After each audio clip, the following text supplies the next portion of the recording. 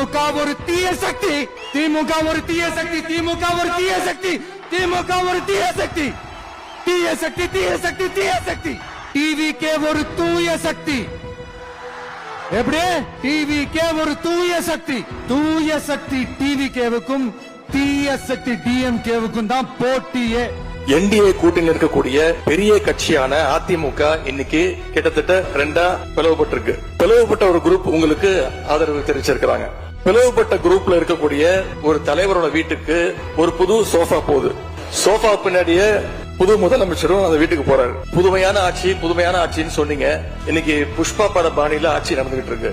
கட்சி தாவறதுக்கு முன்னாடியே அந்த குரூப் தலைவர் வீட்டுக்கு போய் இவ்வளவு ஓப்பனா அவங்களுக்கு இன்விடேஷன் கொடுத்தத இதுவரைக்கும் இந்தியாவில யாருமே பார்த்தது கிடையாது. இத பார்த்துட்டு மக்கள் இன்னைக்கு என்ன தெரியுமா கேக்குறாங்க? சேஞ்சுன்னு சொன்னீங்களே, இந்த சேஞ்சுக்கு பின்னாடி மிகப்பெரிய எக்ஸ்சேஞ்ச் இருக்கோ அப்படின்னு மக்கள் சந்தேகப்படுறாங்க.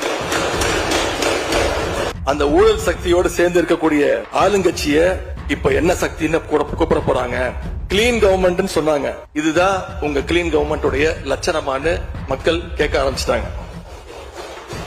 இப்படி நீங்க கூவத்தூரையும் மிஞ்சுற அளவுக்கு அடிக்கிற கூத்த பார்க்கும் போது இந்த அரசு எத்தனை நாளைக்கு நீடிக்க போகுதுன்னு மக்களுக்கு அந்த சந்தேகம் வர ஆரம்பிச்சிருச்சு.